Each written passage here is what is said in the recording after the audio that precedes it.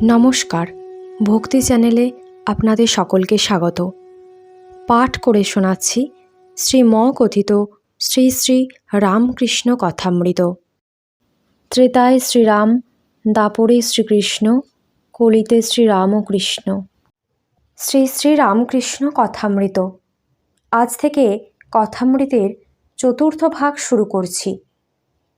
ঠাকুর শ্রীরামকৃষ্ণ দক্ষিণেশ্বর মন্দিরে শ্রীযুক্ত রাখাল, প্রাণকৃষ্ণ, কেদার প্রভৃতি ভক্তসঙ্গী। ঠাকুর শ্রীরামকৃষ্ণ কালীবাড়ির সেই পূর্ব পরিচিত ঘরে ভক্তসঙ্গে বসিয়া আছেন। নিশিদিন হরিপ্রেমে, মার প্রেমে মাতোয়ারা। মেঝেতে মাদুর পাতা, তিনি সেই মাদুরে বসিয়া আছেন।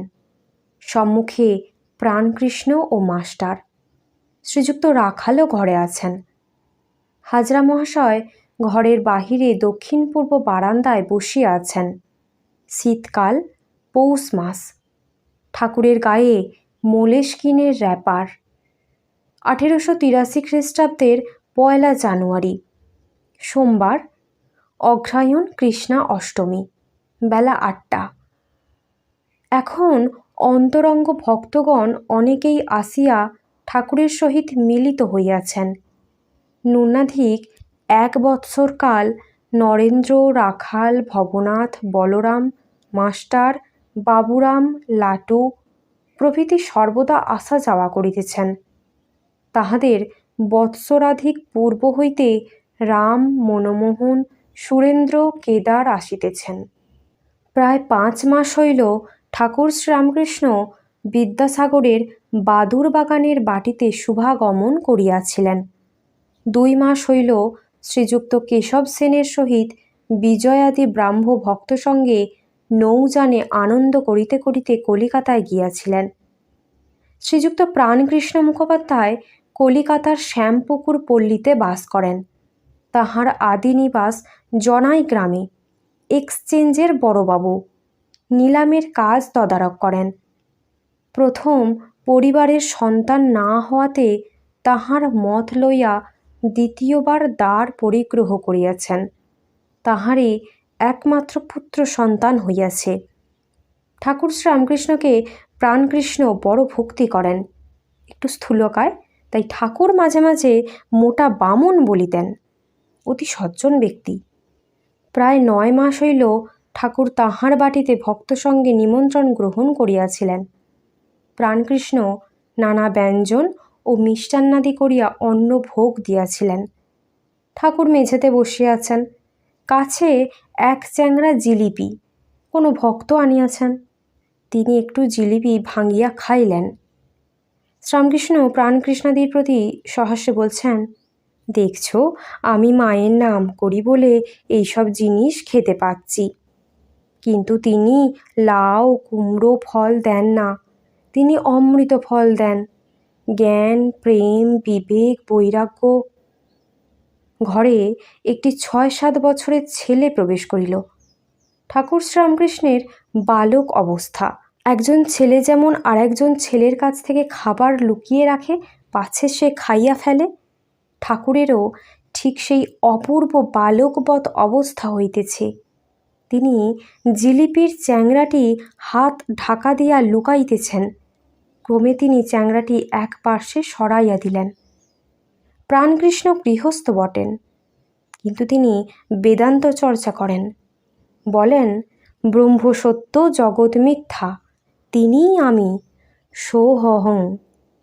ঠাকুর তাহাকে বলেন, কলিতে অন্নগত প্রাণ, কলিতে নারদীয় ভক্তি।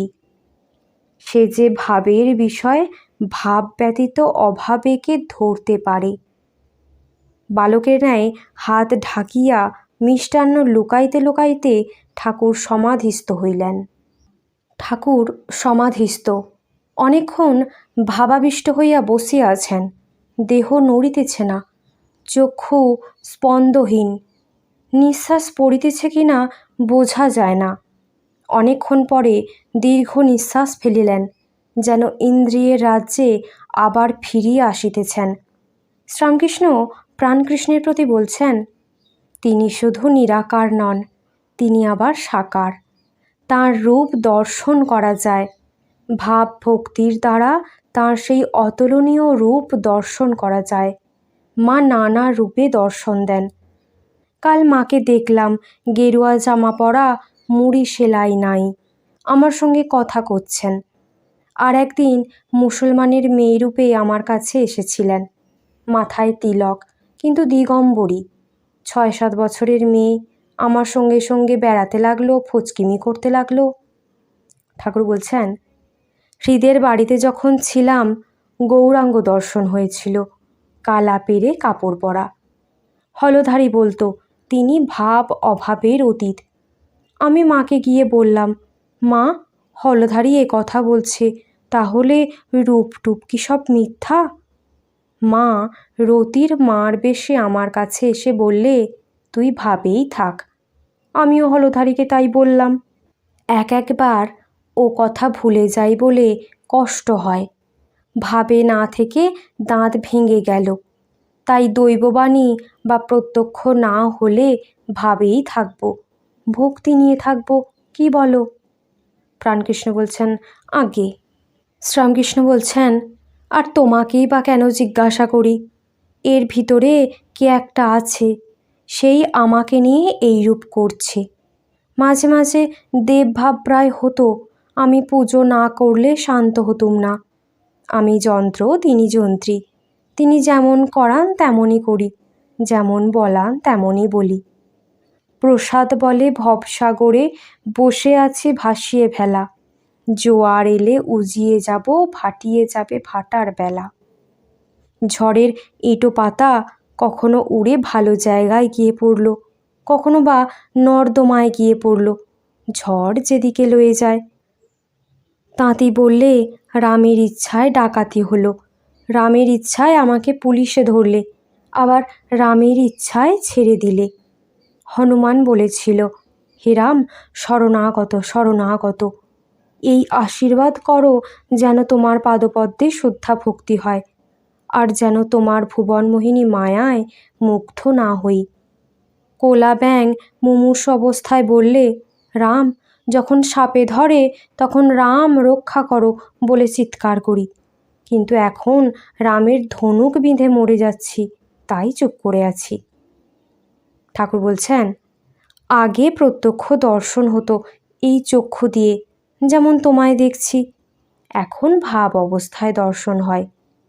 ঈশ্বর লাভ হলে বালকের স্বভাব হয়, যে যাকে চিন্তা করে তার সত্তা পায়।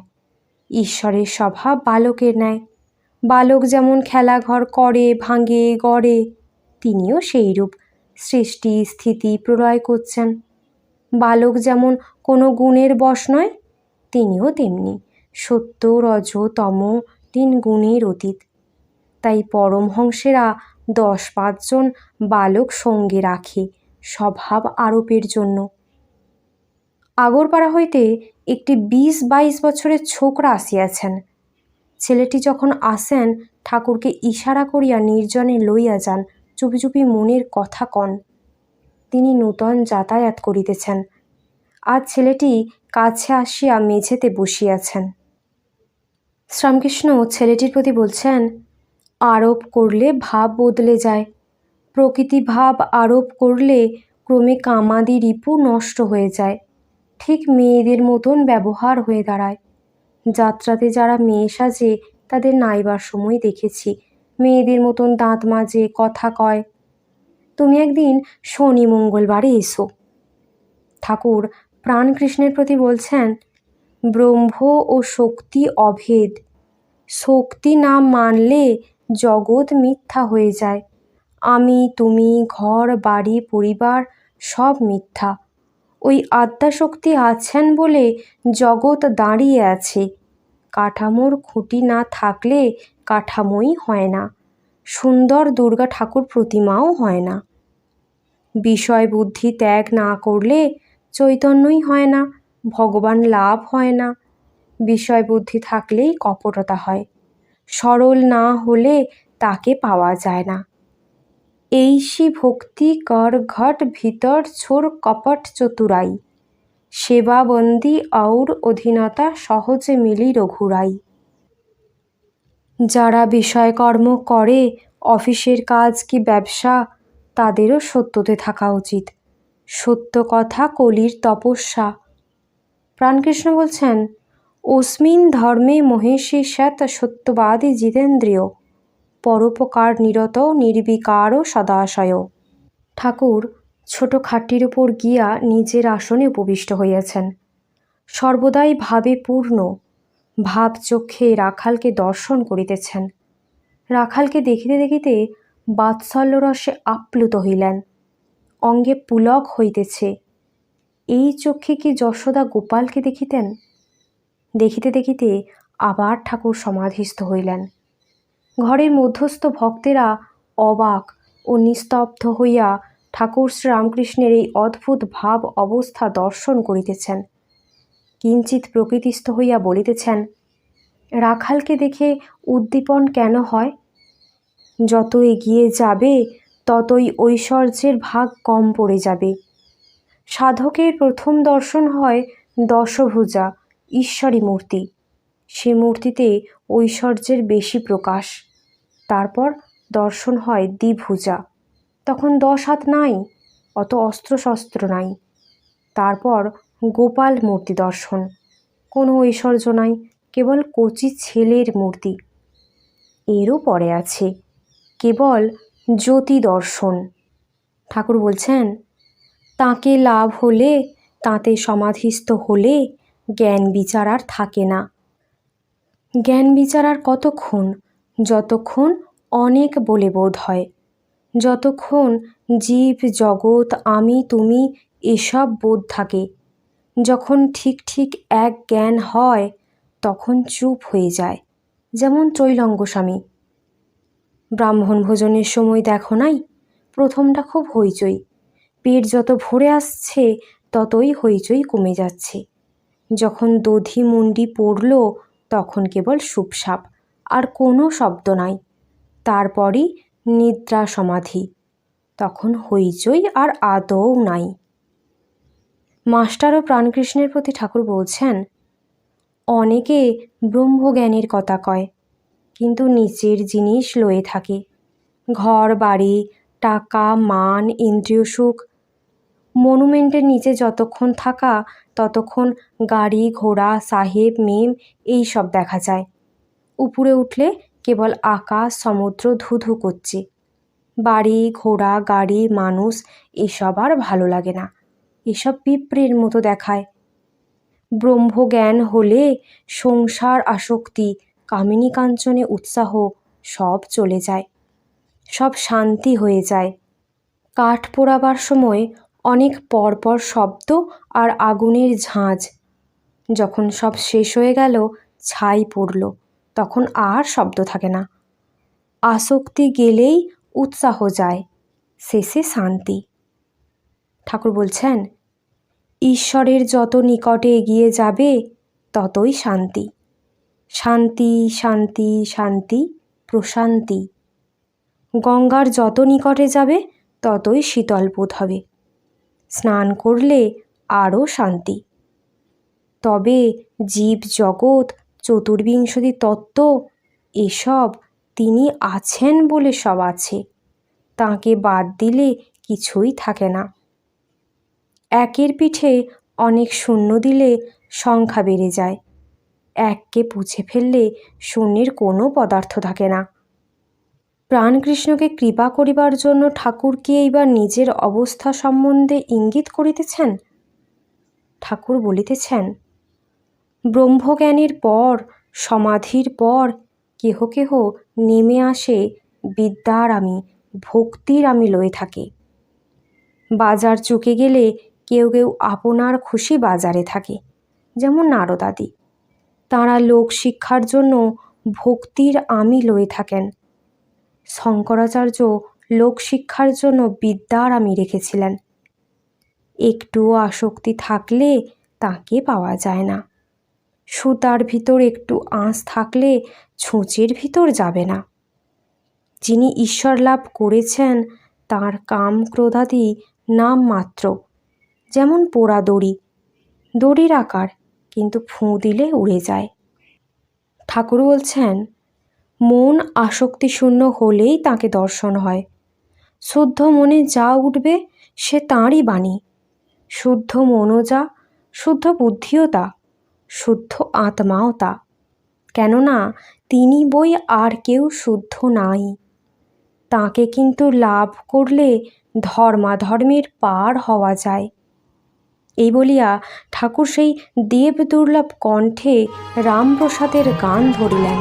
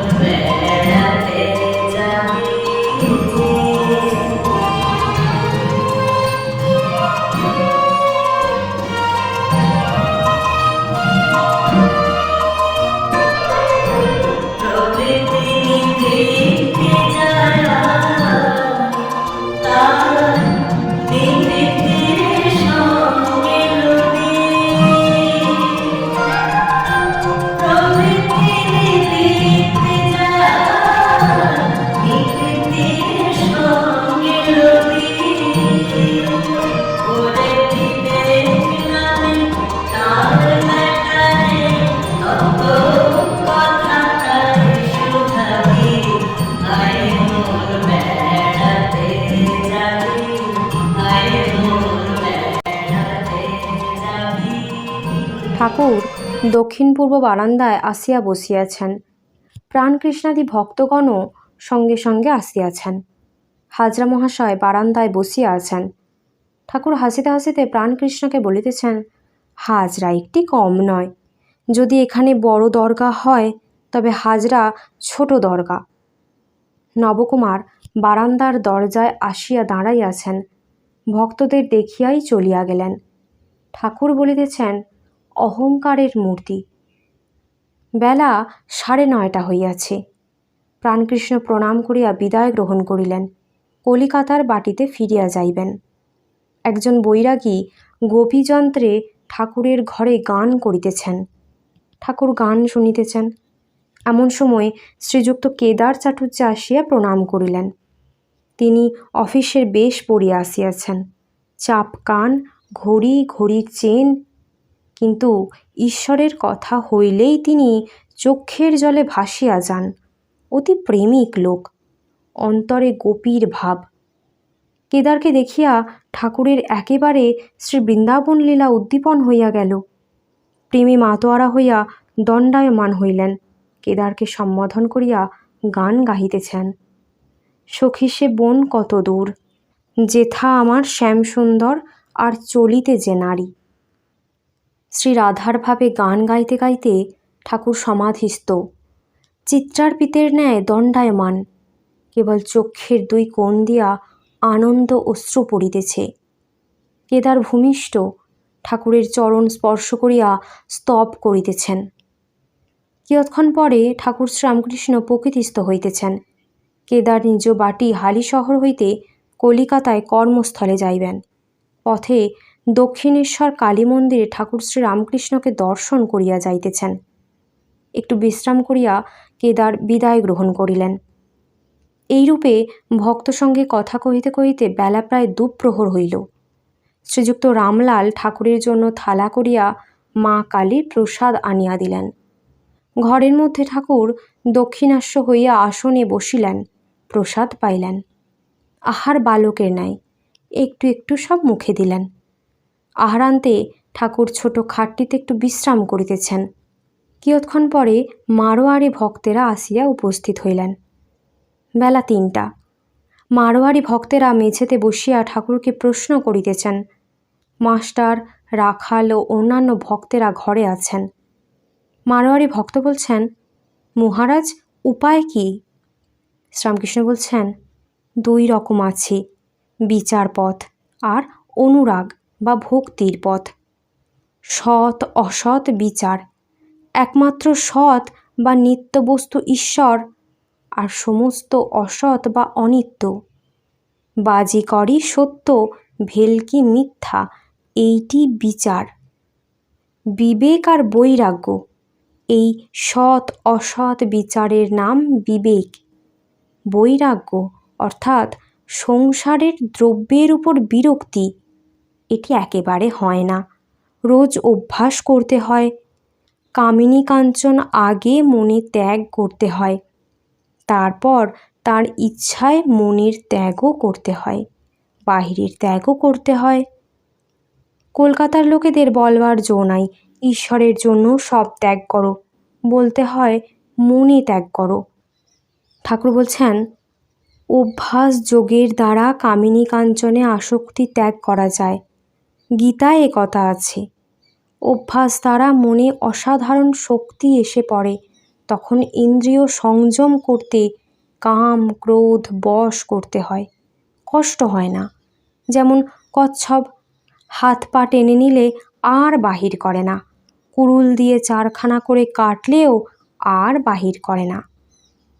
মারোয়ারি ভক্ত বলছেন, মহারাজ 2 পথ বললেন, আর এক পথ কি? শ্রীরামকৃষ্ণ বলছেন অনুরাগ বা ভক্তির পথ। ব্যাকুল হয়ে একবার কাঁদো নির্জনে গোপনে, দেখা দাও বলে। ডাক দেখি মন ডাকার মতো কেমন শ্যামা থাকতে পারে। মারোয়ারি ভক্ত বলছেন, মহারাজ সাকার পূজার মানে কি, আর নিরাকার নির্গুণ এর মানেই বা কি? শ্রীরামকৃষ্ণ বলছেন, যেমন বাপের ফটোগ্রাফ দেখলে বাপকে মনে পড়ে, তেমনি প্রতিমায় পূজা করতে করতে সত্যের রূপ উদ্দীপন হয়। সাকার রূপ কী রকম জানো? যেমন জলরাশির মাঝ থেকে ভুরভুরে ওঠে সেই রূপ। মহাকাশ চিদাকাশ থেকে এক একটি রূপ উঠছে দেখা যায়, অবতারও একটি রূপ। অবতার লীলা সে আদ্যা শক্তির খেলা। ঠাকুর বলছেন পাণ্ডিত্যে কি আছে? ব্যাকুল হয়ে ডাকলে তাকে পাওয়া যায়, নানা বিষয় জানবার দরকার নাই। যিনি আচার্য তারই 5টা জানা দরকার। অপরকে বোধ করবার জন্য ঢাল তরোয়াল চাই, আপনাকে বোধ করবার জন্য একটি ছুঁচ বা নরুন হলেই হয়। আমি কে এটি খুঁজতে গেলেই তাকেই পাওয়া যায়। আমি কি মাংস না হাড় না রক্ত না মজ্জা না মন না বুদ্ধি? শেষে বিচারে দেখা যায় যে আমি এসব কিছুই নয়। নীতি নীতি, আত্মা ধরবার ছোঁবার জো নাই, তিনি নির্গুণ নিরুপাধি, কিন্তু ভক্তিমতে তিনি সগুণ। চিন্ময় শ্যাম, চিন্ময় ধাম, সব চিন্ময়। মারোয়ারি ভক্তেরা প্রণাম করিয়া বিদায় গ্রহণ করিলেন। সন্ধ্যা হইল, ঠাকুর গঙ্গা দর্শন করিতেছেন। ঘরে প্রদীপ জ্বালা হইল। শ্রীরামকৃষ্ণ জগৎমাতার নাম করিতেছেন, খাটটিতে উপবিষ্ট হইয়া তাহার চিন্তা করিতেছেন। ঠাকুর বাড়িতে এইবার আরতি হইতেছে। যাহারা এখন পোস্তার উপর বা পঞ্চবটী মধ্যে পাদচারণ করিতেছেন, তাহারা দূর হইতে আরতির মধুর ঘণ্টা নিনাদ শুনিতেছেন। জোয়ার আসিয়াছে, ভাগীরথী কুলকুল শব্দ করিয়া উত্তর বাহিনী হইতেছে। আরতির মধুর শব্দ এই কুলকুল শব্দের সহিত মিশ্রিত হইয়া আরও মধুর হইয়াছে। এই সকলের মধ্যে প্রেম উন্মত্ত ঠাকুর শ্রীরামকৃষ্ণ বসিয়া আছেন। সকলেই মধুর, হৃদয়ে মধুময়, মধু মধু মধু।